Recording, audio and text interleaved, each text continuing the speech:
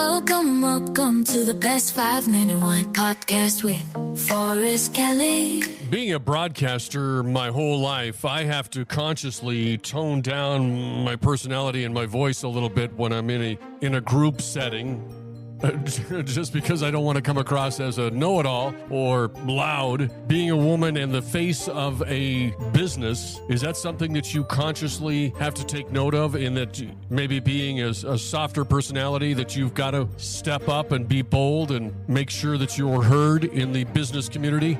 Yeah, I think a lot has to do with your personality. Jamie is very dominant, a little bit more masculine of a personality.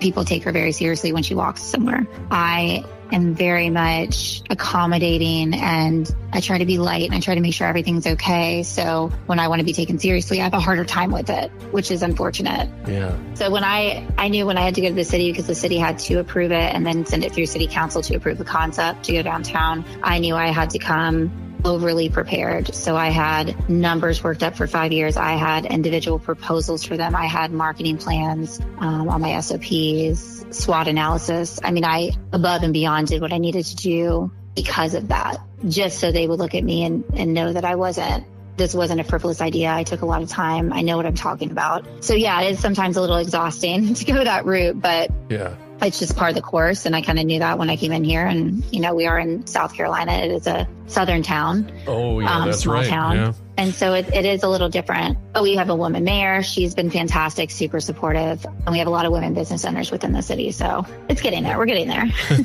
You talk with Jamie and she likes your proposal and you do this. So that starts on day one. How long was it before you got the property? And let's go over all of the things that it took to get the business open. Yeah, it was kind of a process. So I had been looking for a space for a while and ended up settling on downtown. There were a couple other areas I looked at, but they either didn't make business sense or they weren't a good fit. When I found the property on 9th Avenue in downtown, the city had purchased a lot of properties to revitalize. So they'd use tax credits to uplift the buildings, and we were getting vanilla shells down there. So for me, that was ideal. I could come up with my own floor plan. I could design it from nothing to fully what I needed. And the creative in me loved that whole process. But I had seen the space online, I believe in November of 22. We saw it in person in January of 23. I started the lease process and didn't get that finished until August of 23. And then started construction in September of 23, finished construction in March of 24,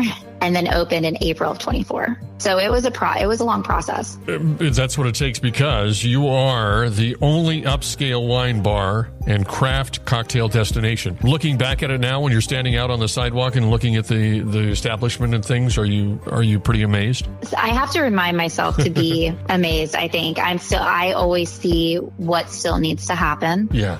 Things the way that I would like them to be. I'm very much a perfectionist in that sense, which I'm learning to be a little less and delegate a little bit more. That has been a little bit hard. But I do remind myself that this was a vanilla shell and this was a piece of paper and a dream, and to take a minute and take it in and appreciate how far I've come. Somebody who didn't know what they were doing. I didn't have, massive family money or, a family that did this prior. So to do it from nothing to where it is, and we're still here a year later, I have to remind myself to be grateful that it's still there. Do you remember the first time that after you got all of this together and you started to get a little momentum, was there a rocky moment where your arms were above your head, or whether it was with a crowd or by yourself somewhere, where you were just like, yes, oh my gosh, it's unbelievable? Yeah, I think when they started the build out, like when I started seeing the walls come together, when I started seeing the bar get installed, things like that was pretty cool. But there were definitely times that I was completely overwhelmed too. Like it's like burned in my brain when I first got my wine delivery, because I'd been tasting with distributors for months,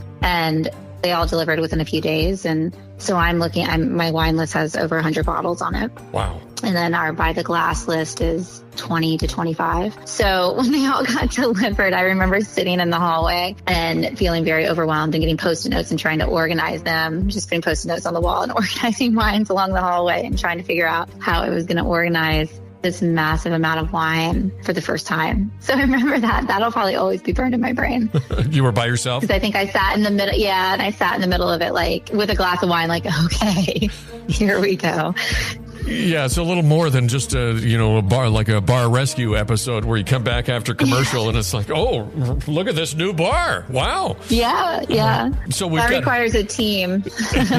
Yeah, exactly. More than one person. More than one person. Let's just take it from the customer coming into the only upscale wine bar, the tasting room on 9th, which you guys call it TTR. Mm-hmm. So they come in, they've got their date, they're dressed very nice. What are they going to do? Let's walk us through when they come in, sit down, and all the options that they have. Sure, yeah. So if The best 5-minute wine podcast. Don't forget my favorite part. Oh, please like and follow. And you can like and follow us on our social media and join in our collaborations. Just like our website, thebestwinepodcast.com, on Insta, X, you know where. The Best Wine Pod. The Best Wine Pod. Oh.